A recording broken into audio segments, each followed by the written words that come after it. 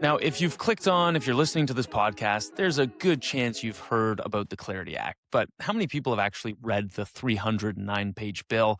And how many people understand the implications of it? My goal with this podcast, even if you don't have any background in law, even if you've never read a bill before, even if you don't know much about crypto, you'll understand the Clarity Act better than 99.9% of the population.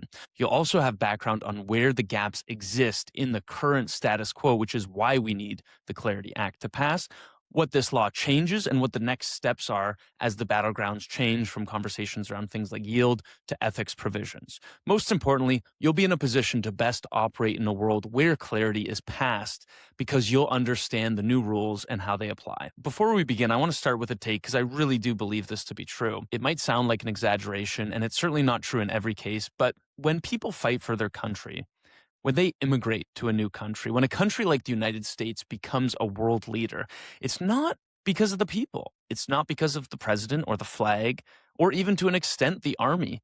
It's because of the laws, because of what the laws are and how they are upheld, because of what they incentivize. Objective laws provide the freedom and equality that attract the best people in the world, that incentivize the best people in the world to build things that make the world a better place. So as long as these laws are upheld fairly, they shape the country just as the country shapes them. Law is what I talk about in this podcast, Law of Code. For those of you who are new, welcome. My name is Jacob Robinson, and in this podcast, I covered the legal layer of emerging technologies alongside leading experts. My goal is to help people understand the rules that shape our society. So think of it like the Huberman Lab, but for law. It should be the best legal podcast that you've ever heard. And if it's not, you let me know why, and I'll improve and I'll make it better next time.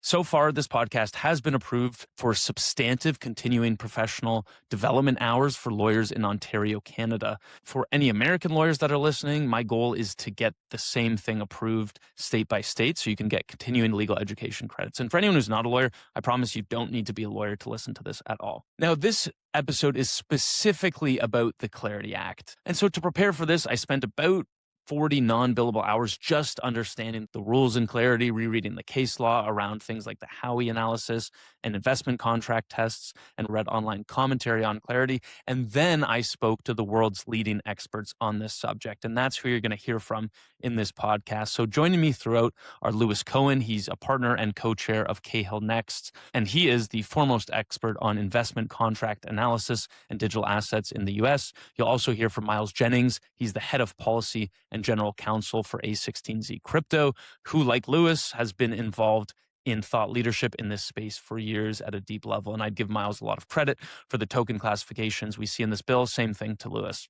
Similar credit is owed to others who joined this episode. That includes Sarah Brennan, general counsel at Delphi Ventures, Kyle Bligen, head of policy and public affairs at the Decentralization Research Center.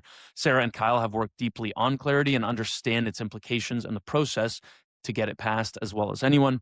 And if that's not enough for you, we also get commentary from the CEO of the Solana Policy Institute, Miller Whitehouse-Levine, who joined me from Washington just minutes after being in the room during the Senate Banking Committee markup. We also hear from Dugan Bliss, a former SEC, so Securities and Exchange Commission trial lawyer, who is currently Binance's head of litigation, as well as Bill Hughes from Consensus and Gerald Gallagher from Crypto in America. Jason Schwartz from CahillNXT, a tax lawyer, also joins for one last important segment, honestly, that you really need to stick around to the end for. And I'm not just saying that because it works out really conveniently for the podcast. Like, I really do recommend sticking around for that. So I work my ass off to make this the best explainer on the Clarity Act on the internet. I didn't get paid for this. And as you can tell, there aren't any sponsors. All I ask from you, if you learn something from this, if you like it, if you want to support this type of work, please just like it, subscribe to the podcast, wherever you listen to podcasts. It really helps. So we're going to get into Clarity now after a brief 20-second legal disclaimer.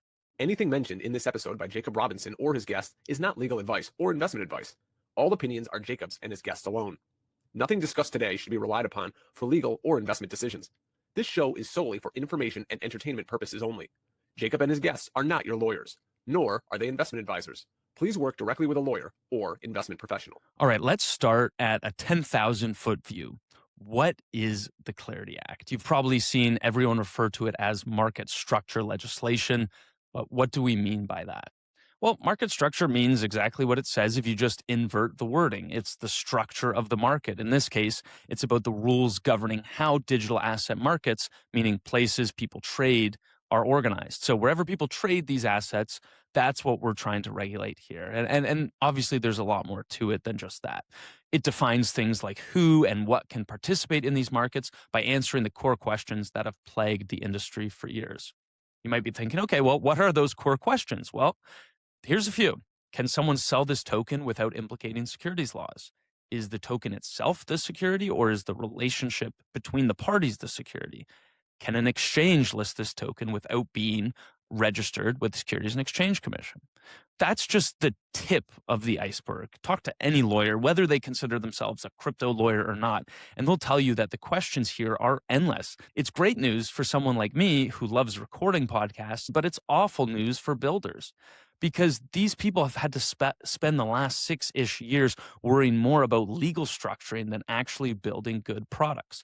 I'll let Miles Jennings from A16Z explain that now. I think people don't really appreciate how much distortion has happened in the crypto markets as a result of the lack of a clear regulatory scheme. And, if you go down the list, right, I mean, it's just overwhelming in the sense of how much the regulatory scheme has kind of shaped what got built, who's succeeded. And I think, as a result of that, it's really held back the industry in terms of its overall potential impact, on the broader economies.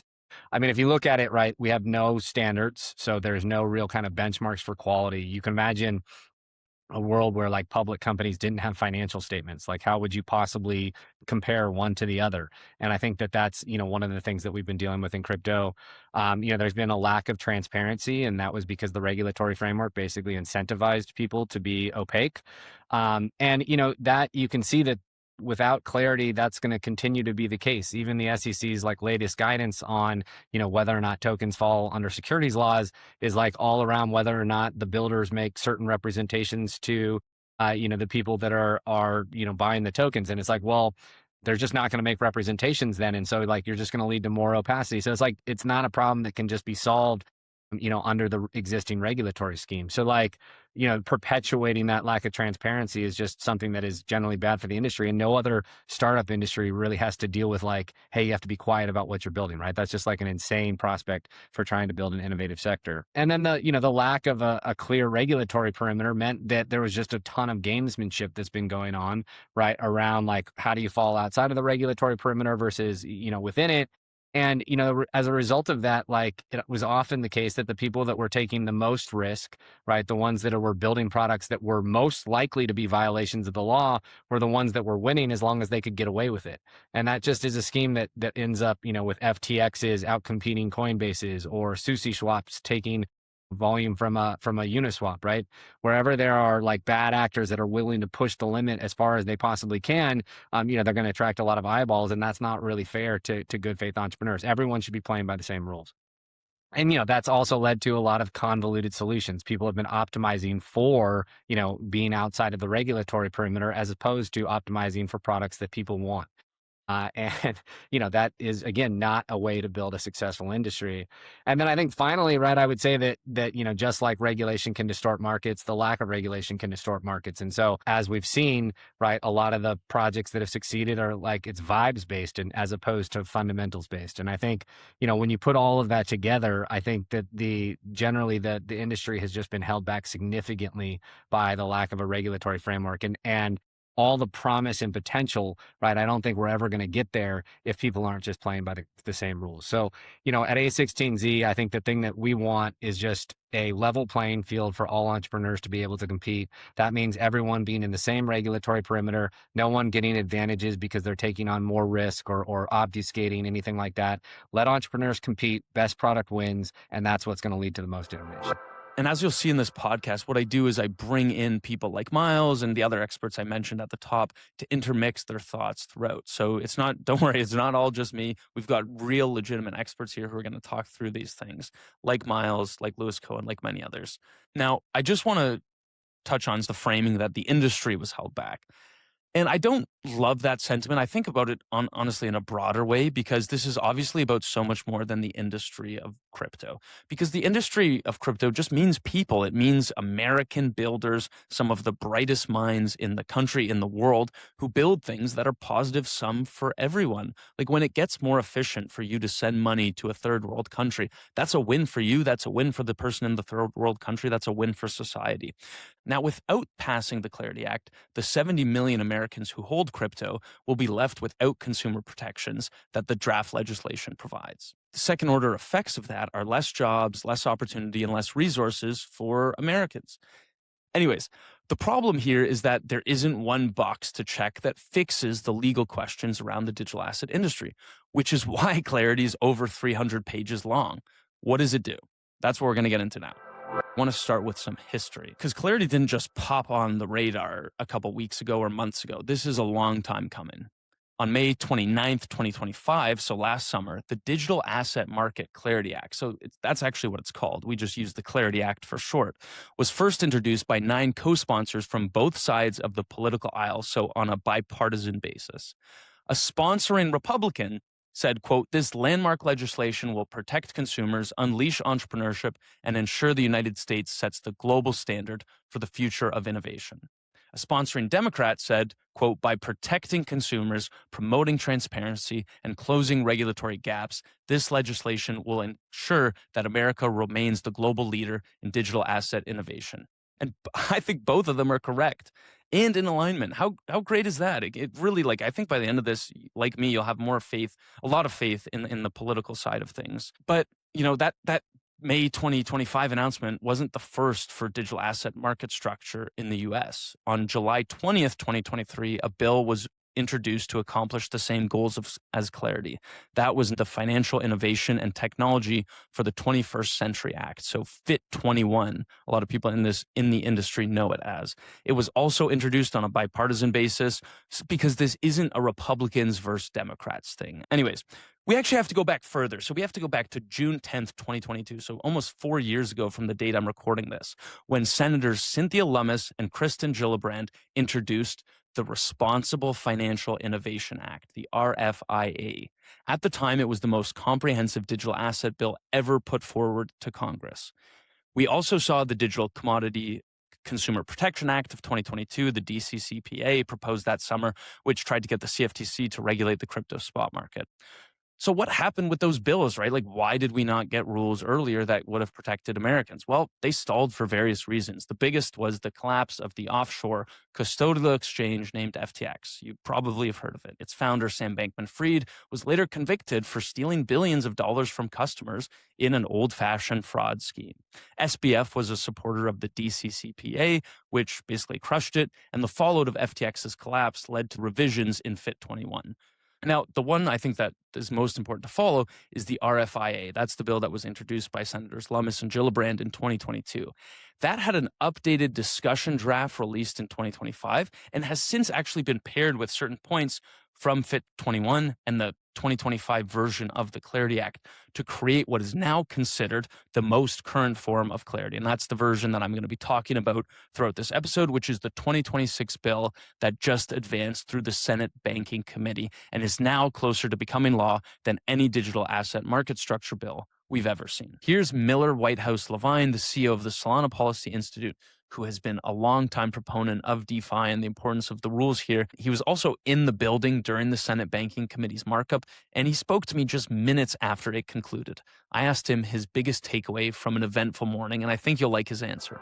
I think my biggest takeaway is, like, I think for the first time in my career in Washington working on crypto policy, it feels like this bill is actually going to become law. Like, if gun to my head today, this afternoon, I would tell everyone to get serious because this thing is moving. And I do think there will be further changes from here that we're going to have to probably fight to prevent further changes, and the stakes are just all the higher because I do think this train is out of the station at this point, and whatever version ends up on the Senate floor and the House floor will become law. So it feels very real. It's definitely sobering and more work to be done. So what is Clarity, right? And what does it actually do, Jacob? We have to start with what I consider the most crucial goal of Clarity. And that is to provide guidelines, to provide a level playing field for Americans. The most obvious way that Clarity achieves that is by defining and categorizing various types of tokens, as well as differentiating the regulatory schemes that apply to them. Clarity really creates 4 distinct categories of tokens under law. I'll let Miles Jennings explain that. I would say that there's really kind of four categories within the taxonomy that Okay. Clarity creates. So there's digital commodities, right? So digital assets that are commodities that are not securities. Then you have digital securities, right? So tokenized securities, that falls in that bucket. And then you have payment stablecoins, right? That's what Genius covered. And then you have kind of non-commodity digital assets, non-securities, right? There's this other category there. I would put like NFTs and things like that, right? Okay. So Clarity's, there is a safe harbor for NFTs in Clarity, but the main focus is on that digital commodities bucket. Now, as Miles said, the main focus here is on digital commodities. To properly unpack what constitutes a digital commodity, we need to take a step back and understand how these assets are regulated. Let's do that by talking about the primary regulators here. We've got the Securities and Exchange Commission, which, as you can guess by its name, governs contracts or financial instruments that are known as securities. There's also the Commodities Futures Trading Commission, which governs financial instruments for commodities. Now, securities are defined by a relationship and an investment between 2 parties. Commodities are a bit more tangible. They're tied to usually physical goods or some form of tangible or maybe intangible financial instrument like a swap. I've got an upcoming podcast on perps that explains this in much more detail, so make sure you subscribe to this podcast so you can get that. But what are digital assets, right? Are they securities or are they commodities? Most lawyers would answer that question with an "it depends." Some digital assets like Bitcoin were considered commodities, even by former Securities and Exchange Commission Chair Gary Gensler. That would mean that any financial product that derives its value from the spot price of a commodity, a digital asset commodity like Bitcoin, i.e. a derivatives market for Bitcoin, falls under CFTC jurisdiction. Just a quick FYI, because it's important. The CFTC doesn't regulate the commodities themselves. They wouldn't regulate Bitcoin itself, but they regulate the financial contracts for future delivery that derive their value from the asset, hence derivatives. By saying that some of these assets were not securities without a detailed legal explanation as to what the originators did to make those tokens non-securities, what happened was the industry was forced, and not just the industry, like everyone in the world was forced to try to figure it out themselves. When does an asset become a commodity versus a security when it's a digital asset? And all they really had to go on was the Dow report and a 2018 speech by former Securities and Exchange Commission Director William Bill Hinman titled Digital Asset Transactions, When Howey Met Gary Plastic. That speech suggested that projects that were sufficiently decentralized could issue tokens without fear of being offside the securities laws. Now, imagine hearing that speech as you're trying to build a startup in the US in the digital asset space, in the blockchain space. Suddenly, sufficient decentralization becomes just as important as building a good product. It didn't help that the SEC under former Chair Gensler began to attack projects that were operating in the space with his regulation by enforcement campaign. And to be fair to Chair Gensler, there is plenty of grift in the crypto space. The problem was who he went after, the projects trying to do things right versus a lot of the other projects that have been committing fraud in this space. Miles Jennings explains here. The ones that were building products that were most likely to be violations of the law were the ones that were winning as long as they could get away with it. And that just is a scheme that ends up, with FTXs outcompeting Coinbases or Sushi swaps taking volume from a Uniswap, right? Wherever there are like bad actors that are willing to push the limit as far as they possibly can, they're going to attract a lot of eyeballs, and that's not really fair to good faith entrepreneurs. Everyone should be playing by the same rules. Now, okay, you might be wondering, well, wait a second, Jacob, why can't these businesses build a good product and follow the laws? They seem to do that in most other industries. It's a great question. And the answer, honestly, is complicated. So it's a fair question to ask. It's because the laws don't allow these products to exist. And that might sound extreme, but it's true. The laws don't allow these products to exist. And I think the most basic example I could give is how would an exchange trade spot digital assets in the US? Recall, the CFTC regulates derivatives. So a market for derivatives of Bitcoin could be traded on a CFTC regulated exchange. But what about the exchanges that actually trade Bitcoin and other digital assets themselves? what do? Right? There was no rule book on how those exchanges are going to operate. And guess what? The crypto industry wanted a rule book. This is why I get frustrated when I hear politicians weaponizing this bill. They saying like crypto wants a free pass, because it's literally the opposite. This is the industry wanting regulations. Anyways, back to the situation. So there's no rule for spot commodities on these exchanges, but there are plenty of rules for securities markets. And honestly, a lot of tokens, definitely not all of them, but a lot of tokens look like securities. That last sentence is why the SEC under former Chair Gensler took the position that most tokens are securities. And securities is defined in Section 21A of the Securities Act of 1933. That section lists the type of instruments that are securities and therefore within the SEC's jurisdiction. That includes notes, stocks, treasury stock, bonds, debentures, evidence of indebtedness, certificates of interest or participation in profit-sharing agreements, and a host of other ones that I won't bore you with, but basically to evidence some sort of investment-related relationship. Now, the history of the 1933 Securities Act is really important to understand. It was enacted after the Roaring Twenties, a period defined by leveraged speculation of risky stocks on margin and the ensuing Great Depression. The Securities Act of 1933 was intended to be broad enough to capture nearly any sort of scheme that people could come up with to raise money for some sort of project that could lead to risks for investors. And that's why that definition of security tries to cover nearly every type of economic investment relationship. Remember, it's any note, stock, treasury stock, security future, security-based swap, bond, debenture. Like there's a huge list, and I'll put it, if anyone's watching this, I'll put that on the screen now. There was one term in that definition of a security that is the broadest of them all, one that would be later used to capture digital assets, a technology that wasn't invented until nearly a century after the Securities Act was put into place in 1933. If you're at all involved in the crypto space or the legal field, you'll recognize that term, and that is investment contract. Maybe it gives you PTSD. I know a lot of people fairly would agree with that. The investment contract test is what the SEC under Chair Gensler used to allege that tokens trading on crypto exchanges were securities. Now, investment contract is not defined by any statute, by any law. That was a deliberate step by Congress to capture arrangements that didn't fit neatly into named categories like stock. So early courts had to decide, and they took a form over substance approach, meaning they looked at the economic reality of the transactions to determine whether an investment contract existed.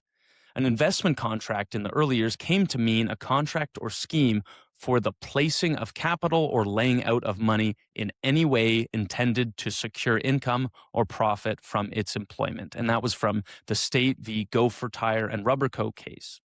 That definition was applied by courts in the U.S. on a consistent basis until 1946, when the Supreme Court decided the Howey case. That's SEC versus W.J. Howey Co. The Howey case defined an investment contract in a really smart way, considering the test needed to be vague to capture form over substance. Now, before we walk through that test, here's an interesting part of the story that no one really talks about. Why was Howey in the Supreme Court in the first place? Why not just follow the principles from Gopher Tire? Well, Howey was in the Supreme Court because the Fifth Circuit Court of Appeals and the Lower District Court both suggested that, quote, an investment contract is necessarily missing where the enterprise is not speculative or promotional in character, and where the tangible interest which is sold has intrinsic value independent of the success of the enterprise as a whole, unquote.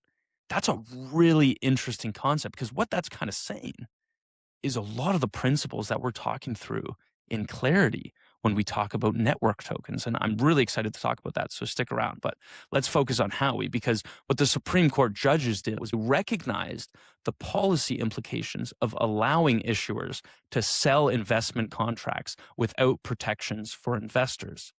So they defined the Howey test as a method to determine whether an investment contract exists. It was defined as follows, quote, the test is whether the scheme involves an investment of money in a common enterprise with profits to come solely from the efforts of others. If that test be satisfied, it is immaterial whether the enterprise is speculative or non-speculative, or whether there is a sale of property with or without intrinsic value, unquote. And that was because of the reality of the Howey case. It was involving orange groves that were being sold. So those oranges themselves had intrinsic value, much like digital assets can have intrinsic value because they're tied to the blockchain. And that really, I mean, that whole discussion is so evident throughout this podcast. Anyways, I'm trying to stay focused here. So as I said, right, it's an investment of money in a common enterprise with profits to come solely from the efforts of others. Solely was later softened by lower courts to predominantly, but otherwise the investment contract test has stood intact for nearly 90 years because it kind of works. We've also seen plenty of case law on this, which Louis Cohen, together with Greg Strawn, Freeman Lewin, and Sarah Chen, dug into. Literally. What they did was conduct an exhaustive review of the relevant appellate case law to understand how the Supreme Court's definition of investment contract had been developed and interpreted by federal appellate courts for nearly a century.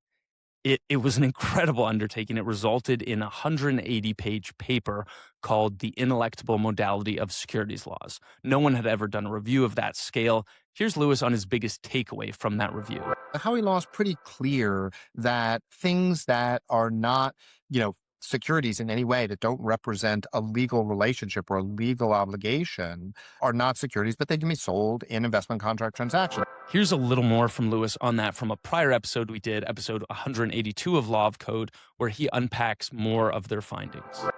One of the things that the work on ineluctable modality demonstrated is how clear it is that the Howey doctrine, if you will, is a remedial doctrine.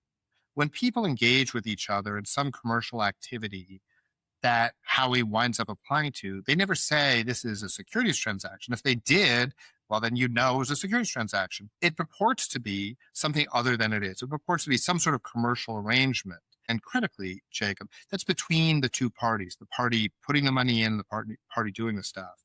And because this is a remedial doctrine, to say like, the court are going to look back at this and impose upon parties a structure that they did not themselves, neither one said, hey, I'm entering a securities transaction. But remedially, I think something else was going on here and remedies are appropriate.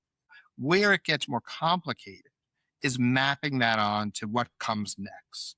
And one thing I could say with quite some confidence is, but for one case, which we do discuss in ineluctable modality, but has got a very different set of facts, but for that one case, none of the cases, at least at the appellate level, have ever addressed secondary transactions. That is to say, what happens if that non-security asset is transferred from person A, who put in the value, to person B, C, D, or E? There may have been promises or representations, and they may well not have been fulfilled. The question really is, are those subsequent and secondary transactions also securities transactions? That question that Louis mentioned, I think, is the important one here, which is, are the transactions themselves securities transactions? If some of these tokens are found to be investment contracts and thus securities, that classification means that the spot trading of those tokens on custodial crypto exchanges turns those businesses into securities exchanges. And there's rules for securities exchanges that require registration. And that was the theory behind the Securities and Exchange Commission's various lawsuits of companies like Binance, Coinbase, and Kraken, among others, while other trading platforms and software providers saw investigations into their crypto activities by the Securities and Exchange Commission. Again, for offering an unregistered securities exchange to U.S. residents. The problem is how those exchanges were supposed to register. Even if you agreed that some of those tokens were securities, the Securities and Exchange Commission had never really provided a workable path for these exchanges to register with them. Guess what the industry had begged them to do? Exactly that. Give some way for this industry to exist. For example, Coinbase petitioned the SEC to make rules for the digital asset industry in July of 2022. That's 4 years ago from the time I'm recording this. And they gave reasons why the existing market rules are incompatible with this new technology. Basically saying like, hey, these rules don't work. Like, we want the rules to work. Let's find a way to make them work. But as written, they don't work. Now, to make it even easier for regulators, Coinbase even shared a policy proposal to regulate the digital asset industry a year prior to this petition. And here they are just asking for public dialogue. They also reference the SEC's mission. Now remember, the role of regulators is to achieve the mission for which the regulator exists. In the case of the SEC, that mission is to protect investors, maintain fair, orderly, and efficient markets, and facilitate capital formation. I'd argue that none of those goals were being accomplished with the status quo or regulation by enforcement. And that's because the practical consequences of that approach was that projects went offshore, as Miles Jennings explains here. I'm really hoping that as a result of how Clarity works, we end all of the random optimization for things that don't really matter. We end the legal gamesmanship that has been so prevalent over the last 5 years. We end the tax gamesmanship, right? People shouldn't be optimizing for tax. They shouldn't be optimizing for avoiding regulatory regimes. They should be optimizing for building things that people want. And there's a lot more in terms of second order effects there. Jason Schwartz is a tax lawyer at CahillNXT, and he's talking about this from a tax angle in this next clip. But I mean, the same thing was true from a business side. So I'll let Jason explain. I mean, I think you and I have discussed before the massive hurdles that crypto projects have to overcome in order to successfully do an offshore token issuance that doesn't just get combined with the US company from a US tax perspective and result in tax to the US company. It's a huge pain in the ass. It effectively requires the founders to give up control over their project and send the IP to a protocol steward that is governed by a different team. And then people kind of try to play games. And frankly, that's kind of a perverse policy incentive that we're encouraging founders to move IP offshore and also give up control over their projects. Again, Americans needed a solution here. The industry needed a solution here. And that is why proposed legislation in the Clarity Act is so important. Now that you understand why we need clarity, let's talk about the bill itself. About time, right? So if we zoom out, what Clarity does is delineate between commodities and securities. So those two regulators we talked about earlier, the SEC and the CFTC. The most important first step to determine whether these assets are securities or commodities, and therefore what rules can apply and who the regulator is to determine what bucket they fall into. We got guidance from the Securities and Exchange Commission on that via their token taxonomy, which was released in March of 2026. I spoke to Lewis Cohen about this on episode 182 of Law of Code and Joe Dole of Day One Law on episode 183. All you need to know for this is that the taxonomy offered invaluable clarity to builders and lawyers, but there's a reason we still need legislation. Here's Dugan Bliss. He's the head of litigation at Binance and a former SEC trial lawyer and a Denver Broncos fan, but don't hold that against him, to explain what happens if we don't pass the Clarity Act and instead rely on rulemaking from agencies like the SEC and the CFTC. It's a bit of a long explanation, but it's one of the most important things that isn't being discussed anywhere. So listen closely. So first of all, what you have in the US right now is, without clarity, a patchwork of state regulation, first and foremost. We can't forget about that. Some states have their own comprehensive crypto regulatory regimes they've put in place. Most don't. Many states allow different crypto services. So, for instance, many states allow staking services to be provided by exchanges and other businesses, but some don't. So you start off with this patchwork of state regulation. And in the Clarity draft I reviewed, you have federal preemption that takes care of that, so that at a federal level, you have a comprehensive system that you're not subject to inconsistent crypto rules depending on if you drive 20 miles and cross a border of a state, right? And so first of all, you're dealing with that. Second of all, I very much applaud the efforts of the SEC and the CFTC in their rulemaking. Absolutely a step in the right direction. Very important. And I'm hopeful that it's effective. However, as a litigator in particular, I do have concerns. So first of all, rules are not as durable as statutes. Statutes are much, much more durable, and the durability is a critical benefit of them. Rules can be changed, interpretations can change, guidance can change. And so when different administrations with different priorities come into place, you can see those changes. And it's very hard to plan a business to focus on innovation when you're worried about backsliding in terms of policy every 4 years, right? So first and foremost, you've just got that issue. But the litigation issue is this. Anyone paying attention to federal rulemaking in recent years has seen just a really strong climb in the number of Administrative Procedures Act challenges to virtually any rulemaking of any significance at any agency in the country, right? This isn't just an SEC issue. This is a broad issue. And what that really means is that opponents of certain rules are almost inevitably going to file challenges, court challenges to that rulemaking. They can look for procedural imperfections or other things to attack. And so the bottom line there is there's an almost inevitable litigation morass awaiting any significant rulemaking in this country that's going to bog it down and make statutes, far preferable. But even beyond that, it's not just the anti-crypto groups where you could see litigation. Right? When you look at the SEC rulemaking, a good chunk of it is based on still Howey, a Howey analysis. We're forever talking about Howey because different people with different priorities have tried to pull crypto within the securities laws using Howey. And so some of that rulemaking focuses on Howey and the initial sales of crypto assets, that those can be investment contracts. But if you look at the details there, the rulemaking focuses on promises and reasonable expectations, which a lot of the case law from the ICO era from 2017 and those following years did in fact focus on those. A lot of district court case law focuses on it. But if you look at the crypto exchanges in the major SEC litigations over the past few years under the prior administration, one of the core arguments that was advanced was that for an investment contract to exist, there has to be a right to the profits or other benefits from the business granted, right? An economic right.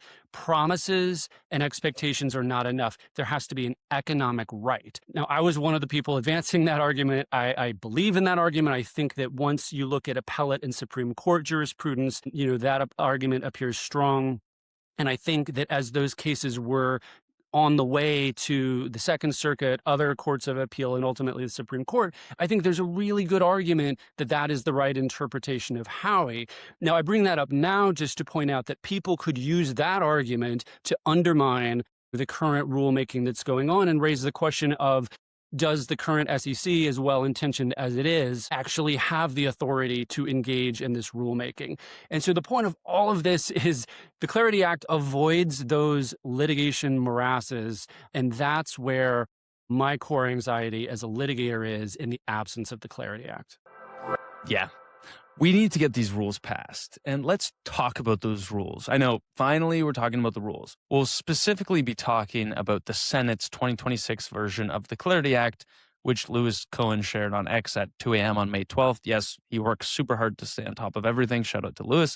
This version of Clarity advanced through the Senate Banking Committee in mid-May of 2026, just days prior to me publishing this podcast. So that meant I worked all weekend from 7 a.m. each day to get this out. Thank my amazing wife for putting up with me and believing in this podcast, as well as the lawyers and policy folks who took time out of their work days to help make this podcast possible. These people care. So the best way to thank them is by sharing this podcast and helping us spread the word about what's actually happening here. So, as I said, when I refer to Clarity Act, I'm talking about the 2026 Senate version. If a new version comes out, I'll redo this podcast to resolve any confusion around what versions we're talking about. The primary goal of Clarity is to resolve confusion around whether a token is a security or commodity through a multi-tier classification framework. Now, there are 9 main titles or parts to the Clarity Act. Title 1 is about responsible securities innovation. That covers the rules relating to ancillary assets and network tokens and the definitions and sort of that dynamic between commodities and securities. We'll explain that next. Title 2 is about protecting against illicit finance, covering things like the Bank Secrecy Act and sanctions laws. Again, this is no free pass for the industry, and anyone telling you otherwise is frankly lazy and hasn't read this. Title 3 is about responsible innovation in decentralized finance. Title 4 is about banking, specifically about how banks can interact with digital assets. Title 5 is about regulator innovations. Title VI is about protecting software developers, and that includes the Blockchain Regulatory Certainty Act. To better understand that, I did an episode on that with the leading authorities for episode 200 of Law of Code. I'll put a link in the show notes below. The final few titles are Title 7, 8, 9. Those are about protecting consumer property, customer protection, and other matters sort of in that order. This podcast mainly covers the first three parts, Title 1 to Title 3. Let's start with Title 1. Title 1 is basically the RFIA. Remember, that's the Lummis-Gillibrand Responsible Financial Innovation Act that began back in 2022, only this is a 2026 version. Section 102 of Clarity amends the Securities Act of 1933 to categorize two types of digital commodities: ancillary assets, which is the first definition listed, and network tokens, the seventh definition in that list. Network tokens and ancillary assets are what we're going to spend the bulk of the next few minutes discussing. This is sort of the core of this bill. A network token looks more like a commodity. Ancillary assets, a bit of a hybrid between a security and commodity. If a token appears to be a network token but has some economic right, termed in this case a disqualifying financial right, there's a bunch of these disqualifying rights listed in Section 102, subsection 7, in the definitions list under network tokens, which include like any debt or equity interest, then it cannot be a network token. And I think what's really important to understand here is that you can have some benefit to these network tokens, to these ancillary assets, without importing the entire existing securities law regime. And that's a key distinction I want to touch on here, that a digital commodity is not disqualified from being a network token if it grants economic interests or voting capabilities with respect to the distributed ledger system or its decentralized governance system. Otherwise, we would be disincentivizing any financial innovation here. I'll let Sarah Brennan explain that here. I think the one very important thing this bill does, which we got into the House version, it's here as well, is they're distinguishing between an economic right, which is like a contract right. I think this version updated this language to further distinguish an economic interest. An economic interest is not necessarily disqualifying. That means that you can have value accrual to the token across these models, which is super important to these tokens not being junk. So it is a step forward from what we've been seeing. If you'll note, there is an express fiduciary duty provision that says basically nothing in this bill alters the fiduciary duties the entity has to its shareholders. So there is an express acknowledgement and structurally kind of keeping this tension between shareholders as a superior class and token holders as a junior class, because they'd have to be built into state law in the mix of things, what's owed to them. And so again, this interest versus right, it's not a right, it's not a contract right that makes it security, it's just an interest. And how we design from here is going to be very open, sort of regulatory and economic incentives for token holders. But it's a start, right? Oh. It lays out the landscape, which I think we've been in it for a while. We know what happens when it's not laid out. So like, I'm excited for sort of that next era of you have to say what it is and stand behind it. I'm very excited for it too, Sarah. And this is a really, really important part of the entire statute. So please just listen closely to this point.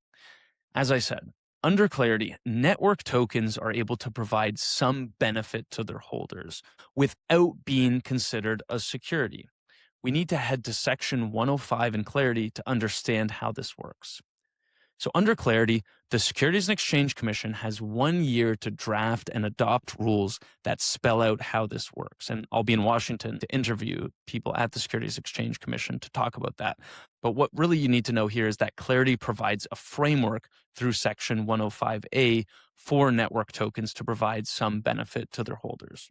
Section 105A explains that a network token will not be considered to have a disqualifying financial right. This concept of a disqualifying financial right is the bill's way of saying that the value flowing from the network is different from any value flowing from a company or a promoter behind that network. And Section 105 lists 4 specific circumstances that fall into that safe zone where the token can offer some benefit without its issuer being considered to be issuing a security. First, where the distributed ledger systems, I'll just call them blockchains, collect, receive, accrue, or distribute consideration themselves. So these are things like transaction fees that flow back to token holders through the protocol.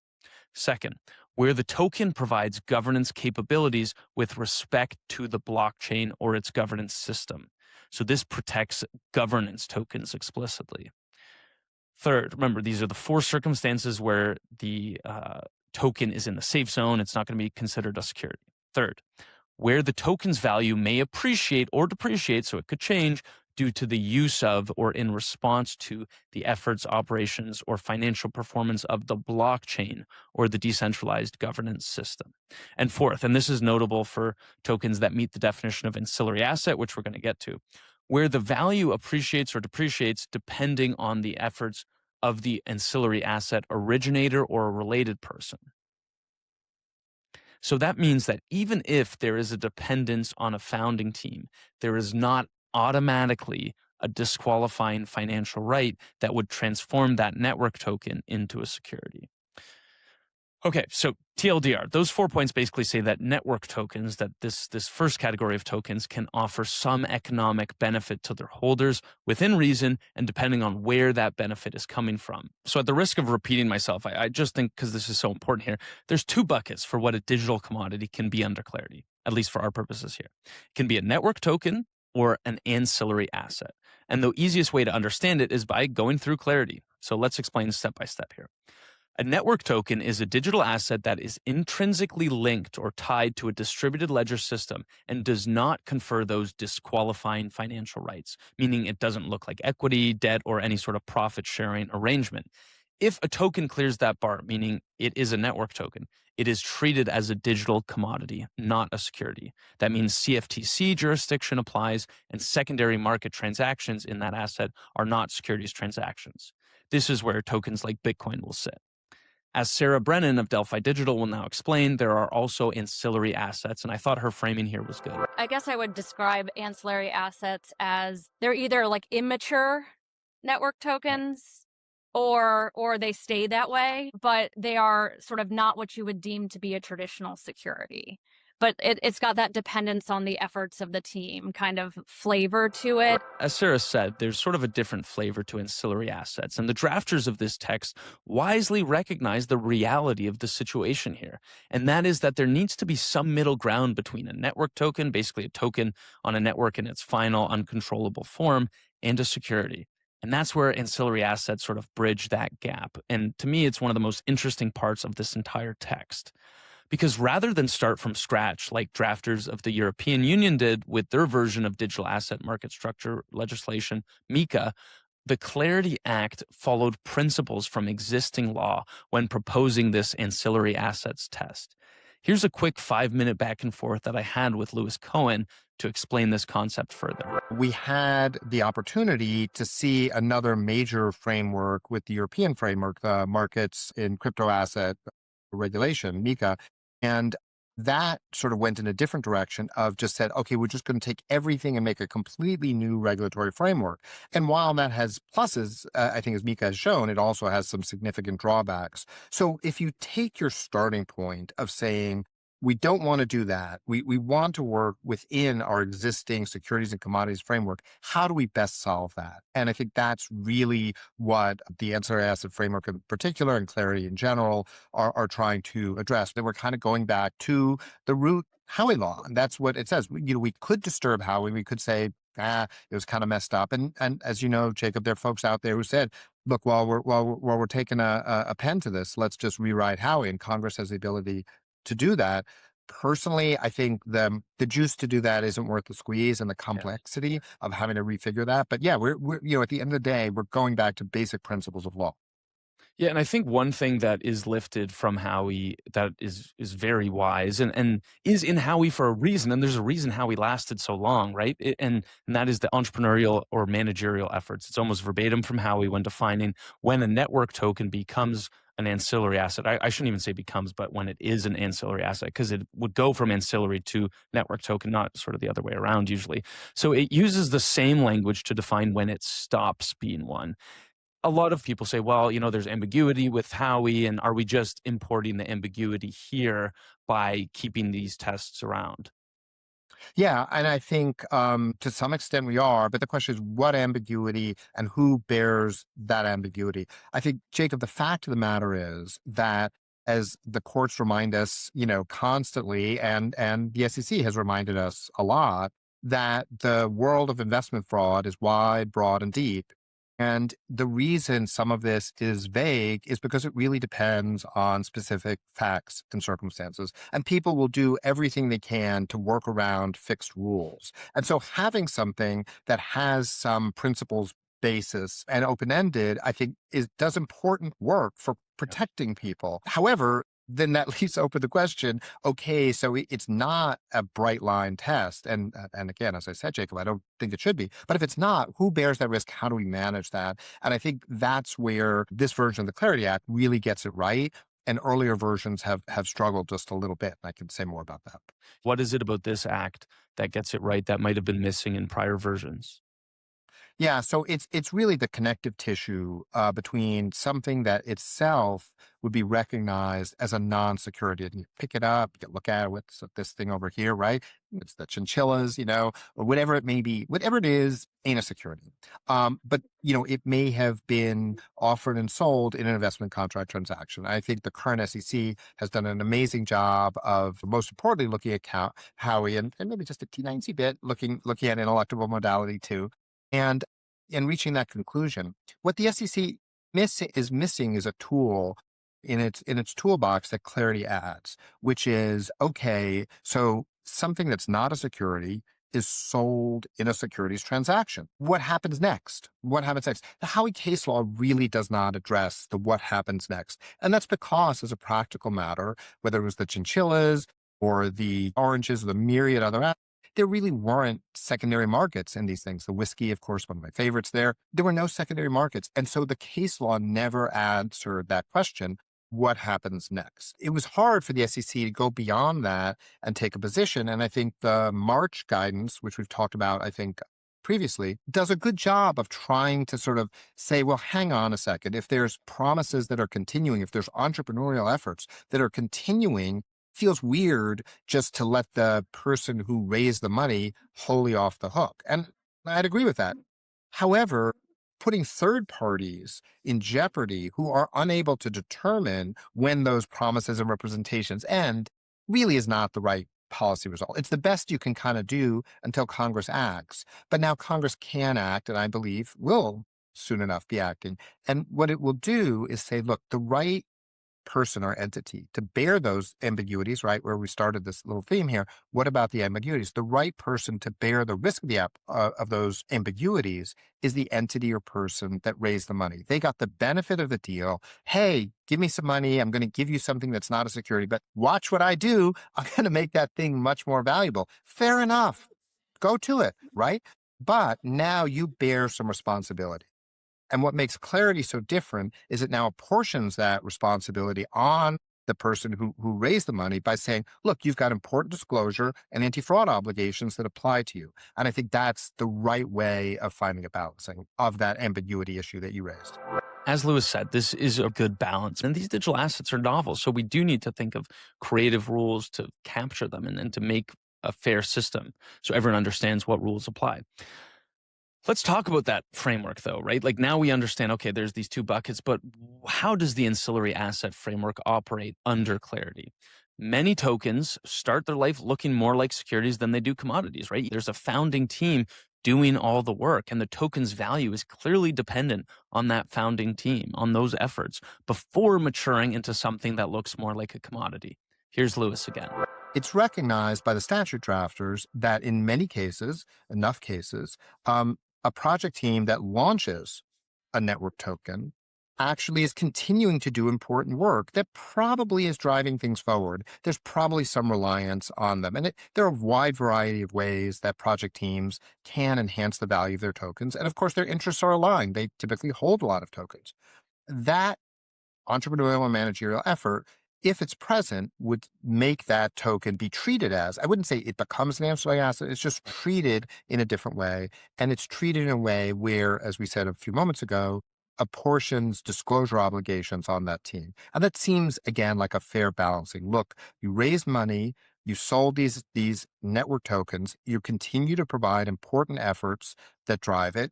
Tell the world, under penalty of anti-fraud rules, what you're doing. The ancillary asset, here's the critical point, right? The ancillary asset, still not a security. Still not a security. And I think that is really one of the core takeaways. As Lewis mentions there, the ancillary asset category offers a solution in the form of a disclosure regime for this transitional period for assets that are hoping to be network tokens. And we'll get to that disclosure regime in a second. But first, we need to unpack what an ancillary asset is exactly. As Lewis explained and Sarah alluded, the ancillary asset test starts by looking at whether the asset is a network token. Could it be a digital commodity? Meaning, is it a digital asset that is intrinsically linked to a distributed ledger system and lacks disqualifying financial rights like profit sharing? Once it clears that threshold, so once we know it's a network token, then you look at whom the value of the network token depends on. If it's market forces, like in the case of Bitcoin, it remains a network token. If the value depends on the entrepreneurial or managerial efforts of others, which is a nod to the Howey Test, then the asset is an ancillary asset and subject to the rules outlined in Clarity, those disclosure rules. Now, when we talk about the efforts of others, the managerial efforts, that's a really important point because network tokens had and have various promoters, like Bitcoin people like Satoshi Nakamoto, Hal Finney, Adam Beck, Michael Saylor, etc. These are promoters, but are these the promoters we're talking about here? Thankfully, Clarity offers some, wait for it, clarity here. Recall the statute. Quote, the term ancillary asset means a network token, the value of which is dependent upon the entrepreneurial or managerial efforts of an ancillary asset originator or a related person, as those concepts are further specified by the Commission by regulation. So more, is going to come from the Commission, but this is from Section 102. This definition of an ancillary asset. And I think there's two key points there that we need to unpack, which is the efforts of an ancillary asset originator or a related person. What's an originator and what's a related person? Those are the two buckets that we need to understand next. An ancillary asset originator is defined as the person who originally offered, sold, or distributed the network token or caused it to be offered, sold, or distributed. So practically speaking, this means the founding team, the company, the foundation, whoever launched the thing. Here's Lewis on his biggest takeaway from that. One I was just going to quickly call out, which is a difference between this Clarity Act and the Clarity Act that was passed by the House last summer, in that it does not use the term issuer. And this is a personal hobby horse of mine, but I think it's really a core point to really understand. Securities have issuer in any kind of legal sense. They are an originator, and if they take back a bunch of the tokens, they can and probably should have legal responsibility, but they don't have the same kind of responsibility that a securities issuer has. And I think it's important to understand why the Senate Banking Committee chose not to use the term issuer here and instead go for I think a much more appropriate term here, which is originator. And the May draft added joint and several liability language here, meaning that if the original offerer transferred the largest allocation of tokens to another person or entity, the recipient, even though you didn't issue them yourselves, you can get pulled in as a co-originator. And that's kind of a smart measure, right? Because you don't want people just to be able to escape this status by transferring things between offshore vehicles, for example, having a BVI company do the actual issuance and then transfer it immediately to a third party. Related person is an interesting point as well. Remember, this is one of those two buckets that is captured in that efforts of others prong of the ancillary asset tests. It's defined broadly, and it includes basically a sliding scale of persons and captures their activity at varying lengths. So related persons can include any founder or person serving in a similar capacity who within the preceding 3 years, so 36 months, was also a beneficial owner of at least 4%. 4%, that's not much, of the total outstanding units of the associated ancillary assets. So really, this wants to really grip the founding teams closely here. So the bar is a little lower for the company behind it. Any current or recent, so in the preceding 12 months, executive officer, director, trustee, general partner, or holder of more than 10% of any class of equity shares of the ancillary asset originator. Then you have any person or group under coordinated control that beneficially owned 10 or more % of any of the outstanding units of the ancillary asset at any point in the prior 6 months. And I'll have more on coordinated control below. Then the last part of what constitutes a related person is any person or group under coordinated control. Again, I'll explain that below, that beneficially owns covered tokens equal to at least 2% of total outstanding units of the ancillary asset. Again, looking back in the prior 6 months. So you have 3 years sort of for founders, 12 months for people who are more on the equity side, on the business side, and then you have 6 months for groups or persons under coordinated control that own above a certain threshold of those assets. As Lewis Cohen is about to explain, these lockup style provisions are another way that Clarity imports principles that work in existing securities law. That really comes at a different angle for the same problem, which is we've always struggled, well, always, since the birth of tokens and the earliest token sales, we've struggled with how do we think about these token sales. Many of them probably fit the Howey facts and probably are investment contract transactions. Hey, I'm just starting up something cool and new, Jacob. How'd you like to buy 5% of the tokens and be part of this thing? I think we'll all make a lot of money. Probably investment contract transaction, especially if it's either not fully built or not really deployed and operational. But we didn't have any way of addressing it. There really were, as a practical matter, no registered offerings, and that was very cumbersome and expensive. And of course, the private placements that we did have were limited to accredited investors, angels, and venture funds. We didn't really have a way of doing what blockchain does best, which is crowdfunding, allowing the people who best understand what this project is about to contribute. And going all the way back, probably 4 years ago, right, Jacob? Hester Peirce, the commissioner, proposed a way of doing that, a safe harbor for fundraising. And I think it was better part of 4 years ago, I'm going to say. Our fact checkers will I'm looking that up right now. 2021, yeah. That was 2.0. Yeah. So I think the first one came maybe even February 2020. So 6 years ago, Lewis. 6 years ago, right. We've been trying to solve this problem. And again, hopefully Clarity passes and becomes law, and it will address that with the 301 system, right? And so that allows, in a very practical way, token projects to fundraise with pretty light touch guidelines. But everything has to have a balance. And the balance, which I think makes a ton of sense, is to say, well, look, if we're going to let projects raise money, what we don't want to see is the, for lack of a better term, right, pumping and dumping. And that is out there. It's really easy to create some hype, sell something that's basically just a little magic ticket, jelly bean, nothing yet, get money in and just walk away. And so the idea here is to complement the safe harbor that Commissioner Peirce championed 6 years ago, complement that with provisions that create meaningful economic incentives for the people who are launching the platform to stick with it and have an economic skin in the game. They can always walk away. Nobody's bound to it.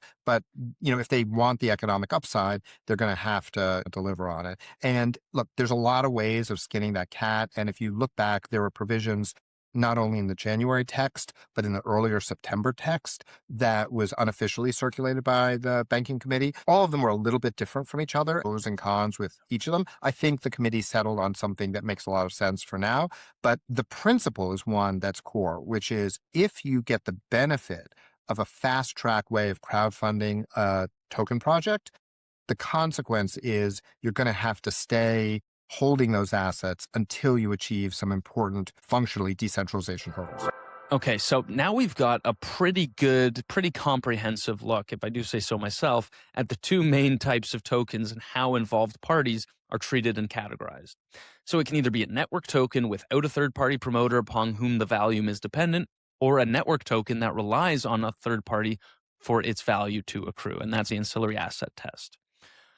Another key point that I'm not really going to touch on too much is tokenized securities. So projects that are in either the traditional financial sector or in crypto can't use this as a way to issue securities by bypassing existing securities laws. And that's covered in Section 505, tokenization of securities, which explains that a security does not cease to be a security solely because it uses a blockchain. And it adds that, yes, existing rules apply to tokenized securities. And they say that a study is going to be conducted to figure out how to best regulate that. But basically, this is another example of why so many people who say that this is a free pass for the industry, like, don't really do the work to understand what's happening here. And you do, because you're listening to this, so thank you. Let's just do a quick recap before we move on, because I think there's so many more interesting points to cover. There's basically these three buckets of digital commodities, which are kind of on a spectrum of decentralization or control. The most decentralized, meaning the least control any one group can exercise over the value, are network tokens.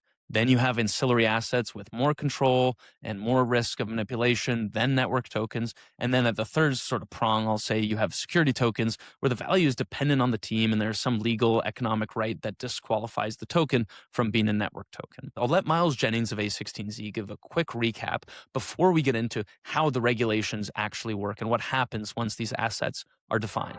Within digital commodities, the way to think about it is, okay, you have a subcategory in digital commodities that is network tokens. So that's any token, right, that is intrinsically linked to a distributed ledger system, to a blockchain, right, and that is deriving its value from that blockchain. So that's everything from Bitcoin, Ethereum, Uniswap, right, Hyperliquid. All of those tokens are network tokens that are deriving their value from an underlying blockchain system. Clarity treats all of those as digital commodities. So they're all in that bucket and regulated as digital commodities. Then within that category of network tokens, there is a subset of assets called ancillary assets. And those are basically network tokens that fall within Clarity's regulatory framework. So those are any assets where there are, even though they are commodities, there's still some potential risk of information asymmetries that kind of warrants a regulatory framework applying to them. So Bitcoin, right, is a network token, is a digital commodity, but isn't an ancillary asset because it's not really dependent on anyone's efforts whatsoever. It's basically done. It's been done for a long time. There is no one out there who's driving the value of that asset. There's no one who's out there where the value of Bitcoin is dependent on that person's ongoing efforts, right? Which is a standard that's kind of coming from Howey, right? But in Clarity, what it basically does is it moves that standard way lower and makes it much less gameable, right? So it basically says, look, wherever you have a digital asset, wherever you have a network token where a team is continuing to work on it and build on that system, right? We're going to treat it as an ancillary asset because the nature of the fact that someone is continuing to engage in ongoing efforts means that there is potential risk of information asymmetries with respect to that asset because the person that is working on it, who's building it, who's driving it, right, or maybe not driving it, but maybe having some ancillary effect on its influence and its price and its growth, right, that person is going to have information asymmetry as compared to the general market. So the idea is that where you do have network tokens that do have a team behind them that are working on them, like those assets now fall into that regulatory perimeter. That because that threshold is lower than it was in Howey, right? I think it's nominal efforts in Clarity as compared to just efforts under Howey. That means that the vast majority of network tokens, basically anyone where there's still a startup that is kind of building that system, right, is going to fall within that regulatory perimeter. And as I was saying earlier, that's exactly what we want because we want a very level playing field, everyone competing within the same regulatory framework. And because we've now established a framework that basically applies to all network tokens, it means all of these systems are going to compete against one each other on a level playing field. Okay, so we've got these different types of tokens. Obviously, the next question is how are they regulated? Once they've been categorized, what comes next? Network tokens will be regulated by the CFTC as digital commodities, which closes the gap that existed prior around spot markets for digital assets. Remember, they could regulate the derivatives ones, but not the actual market themselves. And therefore, any exchanges that were trading these assets weren't really under their purview. And that was fine because things like Bitcoin didn't need a regulator, but an exchange that trades and custodies Bitcoin should and does need a regulator. See Quadriga, Mt. Gox, FTX, etc., for reasons why we need some sort of regulator here. So now an exchange listing these network tokens would register and be regulated by the CFTC, not the Securities and Exchange Commission. And secondary market trading in network tokens is not going to be considered a securities transaction. So certain rules like lockups that apply to securities and to ancillary assets do not apply here. Whereas the offer, sale, or distribution of ancillary assets when made by an originator shall be considered a distribution of an investment contract for securities law purposes. So if a token has fully cleared that ancillary asset test, that threshold, and is just a plain network token, meaning the originator has either certified out or never triggered the ancillary asset condition in the first place, the disclosure obligations that I'm going to talk about in a brief second here do not apply to the network token. And that's huge because disclosures are expensive, they're ongoing, they're accompanied by a host of liability and related risks. The good thing is that this incentivizes companies to look more like networks than businesses, which is kind of the entire point of a lot of the blockchain-focused projects anyways. Miles Jennings of A16Z explains that concept very well here. Yeah, so I mean, if you look at it, right, all of the networks that we have almost in the world outside of like the World Wide Web, email, things like that, are actually companies. So in Chris Dixon's Read Write Own book, he talks about these as being corporate networks. And as a result of our entire regulatory framework, from securities laws to corporate law, everything basically assumes that there is a company at the middle that controls, and that control persists over time. When you apply that to building networks, right, what it means is that those networks end up being controlled by a centralized company.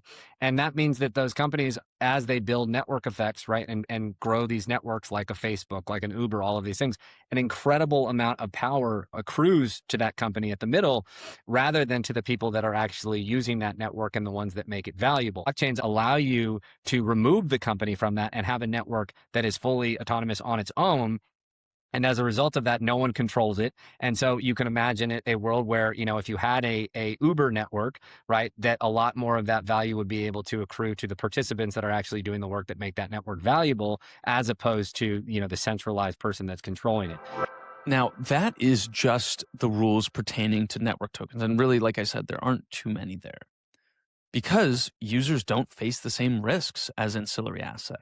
But there is going to be regulation for them, particularly where the risks are, which is custodial exchanges that offer buying and selling of these tokens. Important to note, though, that those are exchange-level obligations on the intermediaries, the middlemen, not issuer-level obligations on the network token projects or its founders. The risks of ancillary assets, remember, these are assets where there's a bit more reliance on the team, are different, and therefore so are the rules. Like I said, think of ancillary assets as sort of a hybrid thing. The asset itself is a digital commodity, a network token, so the CFTC jurisdiction would apply to that underlying token. But the transactions involving the originator and related persons are treated almost like investment contract transactions. But the asset itself does not become a security under Clarity. That puts those specific sales under the SEC's jurisdiction and the Securities Act disclosure framework. What the SEC does is they ask these ancillary asset issuers, or originators, I should say, and related parties to file ongoing disclosures through Section 102 of the Clarity Act, which inserts the new Section 4B into the Securities Act of 1933. The disclosure obligations specifically live in Section 4BC and 4BD of the amended Securities Act. Section 4BC sets out the triggering events, and this is when an ancillary asset originator would become subject to the initial and periodic disclosure requirements upon any of the four following things. First, it's filing an offering statement under Regulation A, or two, conducting an offering under the crowdfunding exemption. There's also making the first secondary market offer, sale, or distribution of an ancillary asset in the United States after the Clarity Act's effective date. That would constitute a public offering. So even if you haven't done the first two, if you do this third thing, you're still going to be sort of required to make these disclosures, or conducting an offering under Regulation Crypto, which is the new exemption that the bill creates in Section 103. Regulation Crypto. Cool name, right? As I said, this is a new exemption from securities registration created by Section 103 of the Clarity Act. It's the bill's purpose-built on-ramp for token projects to raise capital from the public without going through a full SEC registration process. The name Regulation Crypto is a deliberate parallel to existing exemptions in securities laws. You have Regulation A, which allows smaller companies to raise up to a certain amount from the public through a streamlined offering process. You have Regulation D, which covers private placements to accredited investors. Regulation Crypto is a cousin of that. It's designed to do something similar, but specifically tailored to the realities of token fundraising, which, as Cohen has noted, has never really fit neatly into those existing frameworks. The core function of regulation crypto is to allow an ancillary asset originator to offer and sell ancillary assets to the public, including retail investors, without registering the offering as a full securities offering, provided that they comply with the conditions that the SEC sets by rule. Those conditions, like a lot of it in this statute, are not fully specified here, but the framework is there. You comply with regulation crypto and file the required disclosures under Section 4BD, and suddenly you have a path to lawful public token fundraising in the United States. You get the benefits here, but you also take on the burden, which are the transparency obligations that come along. As I said, those are covered in Section 4BD. And what Clarity did was sort of punt rulemaking here to the SEC to adopt specific disclosure requirements, and those rules must be reasonably tailored based upon certain factors that include things like the aggregate amount of ancillary assets that are offered or sold to the public in the United States, and whether the applicable ancillary asset in its distributed ledger system is subject to coordinated control. So how much are you raising, and how much control can these third parties or can these entities exercise over the ledger or the network that you're purporting to create? Now, coordinated control is an important point, and that's something I said I'd revisit, and I'm a man of my word. We're going to talk about that now, because previous versions of Clarity actually used the term common control. It was only switched to coordinated control in this May Senate draft. Common control is a familiar concept in corporate law, which basically means two entities are controlled by the same person or parent. Here's Sarah Brennan to explain more about that change. There are discussions around traditional common control and reporting and how far you draw that out in the bill. And so I think, not having been in the discussions, it's like we're going to use the normal term for what we normally conceptualize this as, and we're going to create a new definition that picks up all of these sort of broader relationships that happen in this ecosystem. And that's exactly what this coordinated control definition does. The bill renamed it from common to coordinated control to better capture the crypto context, where formal ownership structures may not exist, but people can still act in concert to effectively control a network or token supply. The precise definition of coordinated control is left to the SEC rulemaking under Section 104, though some guiding considerations are given on page 87 of the May Senate text, such as whether it is an open digital system, permissionless, incredibly neutral, distributed, autonomous, and economically independent. Okay, so that was a quick aside about coordinated control. I want to get back to the disclosure rules now. As I was saying, the Securities and Exchange Commission is going to give us some specifics here, and I'm going to Washington to talk to them in person, so stay tuned for that podcast on that. The important thing to note is how these disclosures work. They're going to be filed with the Securities and Exchange Commission in whatever form they prescribe. But when are they going to be filed? The involved parties are required to file disclosures before any triggering offer or sale, and semi-annually after, which means the timing here works in two phases. First, before anything happens, so before you do your initial sale, distribution, offer, etc., before any secondary market public offering, the originator has to have their disclosures filed and current. You cannot sell first and disclose later, and everyone who's considering doing some token launch should be aware of that now. Secondly, once that initial disclosure is filed, the obligation becomes semi-annual, meaning twice a year going forward, for as long as the ancillary asset regime applies. So every 6 months, the originator has to update the SEC with current information across all the categories listed in Section 4D, that is financials, personnel, activities undertaken and projected, token holdings, insider transactions, development timelines, etc. Honestly, all important things that every project should be disclosing. Now, the next question is, how do we draw the line for what needs to be disclosed? And they take a great approach here too.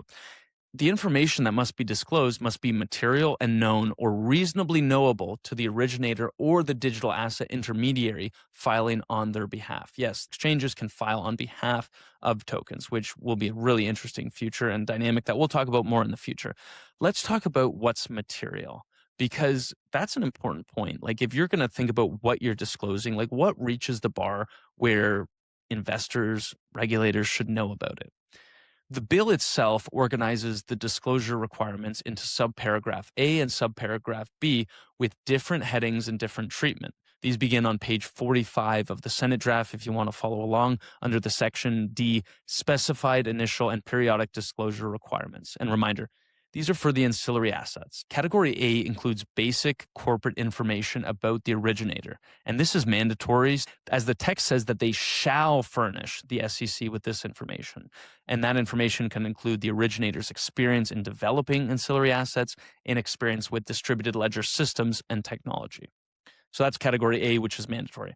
Category B is more discretionary items, again, subject to SEC rulemaking, as Clarity says that the SEC may include these items. And that is economic and technical information about the ancillary assets, such as the amount of the assets that are owned by the originator themselves, a plain English description of how the distributed ledger functions, or similar things. Category A and Category B aren't the only ones, however. There's also Category C, which is a catch-all that requires the originator or intermediary to provide any information that might be material that wasn't disclosed under Category A or B. So this is a catch-all for the regulators to say, hey, if there's something really important that happens that you didn't disclose here, you're going to be in trouble for that, as you should be. So we've got these three categories, Category A, Category B, and Category C, that are made on an ongoing kind of semi-annual basis, starting from before the first offering. These disclosures must continue until when, right? Like, okay, you're an ancillary asset. Are you an ancillary asset forever? No. These disclosures continue, and you're an ancillary asset until a certification process terminates the obligation, or the SEC issues an order denying, suspending, or revoking your certification. What is that certification process? You're probably wondering what that is and how it works. My thoughts exactly. No wonder we get along. Anyways, this certification process is the exit door. It's basically a formal process to graduate from ancillary asset status and the disclosure regime that comes alongside it to a network token without sort of that securities law overlay. Here are 5 things you should know about the certification process in the Clarity Act, which again is when an ancillary asset would become a network token and lose the securities law overlay that is expensive and does have compliance requirements and risks. First, who can file it? Who can file the certification to go from ancillary asset to network token? The bill states that a certification covered party can submit a certification. That term is defined in Section 4BA3 and captures 4 categories. That can be the ancillary asset originator itself, a subsidiary of the originator, a related person of the originator, or any entity that directly or indirectly controls or is controlled by a common entity with the originator. So basically, like, if you're super involved, I think that's a good way to summarize it. Like, if you're super involved, maybe you're not the direct issuer or the originator, but you're super involved, you can submit that certification. The May draft also added the ability for a digital asset intermediary, so think an exchange listing a token, to file on the originator's behalf in certain circumstances this certification. What does the certification contain? Like, what are you going to say to the regulator when you're filing this? There are 2 substantive components, and each must be based on knowledge and supported by reasonable evidence. The first is that during the 180-day period preceding the submission date, prior drafts had 1 year, but this is shortened to 180 days, and as of the date of submission, you must certify that no certification covered party, so remember those related persons, has engaged in more than nominal entrepreneurial or managerial efforts with respect to the ancillary asset or the distributed ledger system it relates to, and that no certification covered party is likely to engage in those efforts following the date of certification. A bit of a mouthful, but what the bill does really well is it lowers the bar from Howey's efforts prong to, quote, more than nominal efforts, meaning some minimal involvement going forward does not automatically block certification. The question obviously then becomes what constitutes nominal, and that's left to the SEC rulemaking under Section 104, and that's something that I'm going to talk to them about when I go to Washington. The second thing that this certification process needs, or this application needs, is that all material information, so any information that matters that is reasonably expected to contribute to the value of the ancillary assets, is reasonably expected to remain, and already is, publicly available. So the idea here makes sense, right? You don't want information asymmetry, which is what the entire swath of securities laws were created to prevent. So long as there is not this information asymmetry, you can certify.